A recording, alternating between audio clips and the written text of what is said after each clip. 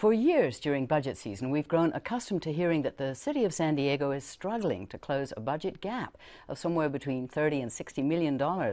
This year, revenues are on the increase again, and Mayor Filner, who started with a $38 million gap, has proposed a budget with no service cuts and a number of program increases. Here to tell us what he proposes is KPBS Metro reporter Claire Trageser. Hi, Allison. Thanks for being with us. So now the city's general fund, which is the day-to-day operations, is about $1.2 billion, which I gather is about 3% more than last year. Yes, that's right. Who's going to get the biggest chunk? Well, actually, the very biggest chunk is $33 million, which goes to the city's retirement system. And part of that is to pay for pensions that they have to close out because of the implementation of Proposition B. And who else is going to get more than last year? Yeah, so there's going to be more money for police recruits and for art programs, extending two homeless shelters, the emergency winter shelter and the veteran shelter are both going to go to full year instead of just 4 months a year, and then also some more money for the new downtown library. So now one of the biggest criticisms I've heard is that from council members is that Mayor Filner is proposing to delay $80 million in infrastructure bonds to save millions from the budget. What's the concern there? Yeah, so that means that instead of having $84 million to spend to fix up roads, he's going to have $4 million, and he ends up saving some money just by delaying that spending a little bit.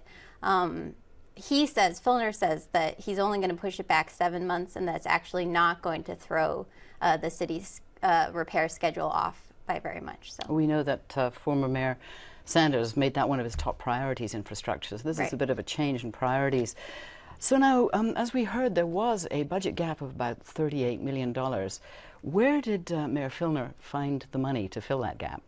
Okay, well, as you can see on the graphic here, I'll just go through a quick rundown. More property tax revenue, which is just more money in property taxes and payments. Some of it comes from dissolving redevelopment agencies, and then a SDG&E legal settlement. He was going to use $21 million as a one-time form of spending, but now he's cut that down to $13 million.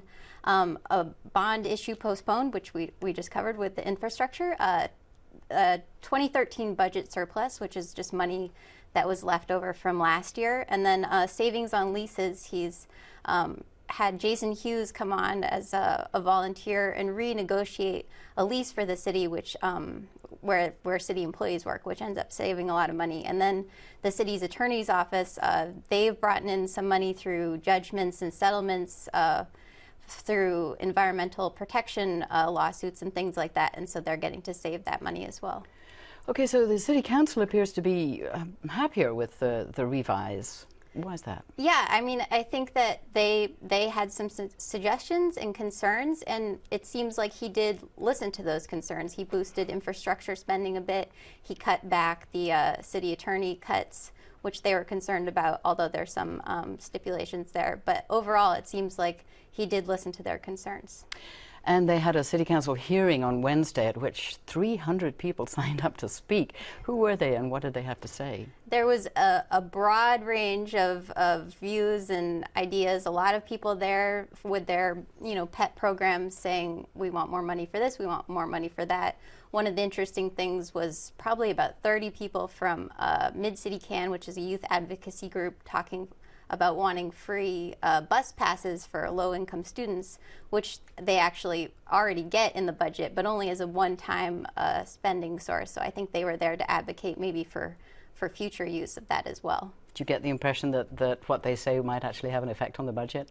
Well, it's interesting because the meeting was the day after Filner issued his revised budget, so clearly not, at least on the revised budget, and the City Council hasn't yet voted on the budget, so maybe their views will be taken into account there, but it's more likely that it's just putting their ideas and desires out there for future consideration. Okay, so the City Council will vote on that budget on June 10th. Yes, that's right. Thank you very much. That's Metro reporter Claire Trageser.